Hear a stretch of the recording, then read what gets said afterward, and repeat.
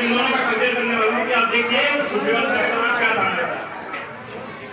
ये वो किताब है जिसमें वो कानून है जिसके वजह से हमारे गले में हाड़ी और पीछे झाड़ू लटका होता है। इसका नाम है मनुस्मृति। जो पढ़े लिखे युवा में बच्चियां हैं वो जरूर इस किताब को अपने घर में ले जाएं और अपने बड़ों को भी और खुद भी ये पढ़ने की कोशिश करें कि ये मनुस्मृति किताब है।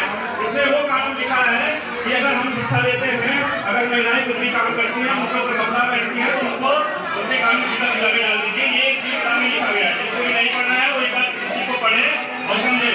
तो ये वो व्यवस्था थी जिसकी वजह से हमारे गले में हाड़ी थी और पीछे झाड़ू लटका हुआ था। लेकिन उसके बाद बाबा साहेब आए और बाबा साहेब ने पढ़ाई लिखाई की सबको बताया। बाबा साहेब ने हमारे पहले बहुत सारी बातें बता दी है, मुझे ज्यादा बताने की जरूरत है नहीं यहाँ पे।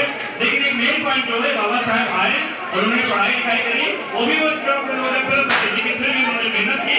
उसकी वजह से फिर उन्होंने क्या किया, पढ़ाई लिखाई करने के बाद विदेश गए, पढ़ाई लिखाई करके जब इंडिया आए तो क्या बनाया उन्होंने, क्या बनाया उसके बाद बताइए ना आप लोग।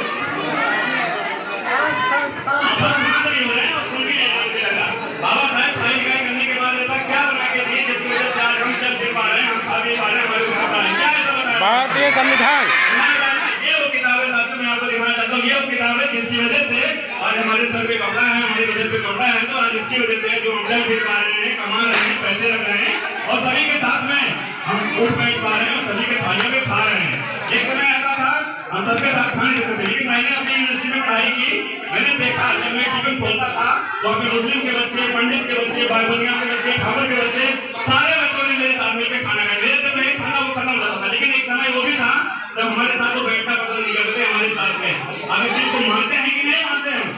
तो ये किताब है साथियों, आप देखिए ये वही किताब है जिसकी वजह से हमारे लिए हक और कानून बाबा साहब ने देखे गए। ये दो किताब बहुत महत्वपूर्ण है। इन सारी बातों को समझने का एक सार है कि अगर आज हम यहाँ तक पहुंचे हैं तो ये मनवादी व्यवस्था की वजह से नहीं पहुंचे, बाबा साहब की संविधान के वजह से। जिन लोगों को भी लगता है कि अगर हम बाबा साहब को क्यों माने तो इनका एक संविधान पढ़ के देख लीजिए और पढ़ लीजिए। जिनको भी लगता है कि हम संविधान को क्यों माने और अपने पीछे के वक्त को जानने के लिए उत्साह है, इस किताब को पढ़ेंगे जब भी आपको समझ में आएगा कि पिछले हम क्या थे और अभी हम क्या है। तो मेरा बातों का सिर्फ कहना था यही मतलब था कि आप दोनों किताबों का एनालिसिस कीजिए और बाबा साहब को ऐसे मत मानिए, पहले उनके कामों को जानिए कि उन्होंने कितना योगदान किया है इस समाज को परिवर्तित करने में। अब तो मैं भी पढ़ा लिखा हूँ तो इसी वजह से कि बाबा साहब को व्यवस्था बनाई गई। मेरे माँ बाप मुझे पैदा कर देते लेकिन वो शिक्षा नहीं दिला पाते, जिस वजह से मैं आज यहाँ पे आपके सामने खड़ा होता। तो सारी बातों का सारांश यही है कि आप दोनों किताब का एनालिसिस कीजिएगा, उसके बाद बाबा साहब को पढ़ेंगे। जब आप इसी को करेंगे तो आप उम्मीद है कि आप लोग समझ पाएंगे और अपने आप को बेहतर बना पाएंगे, अपने बच्चों को बेहतर बनाएंगे। सारी बातों का यही निचोड़ है।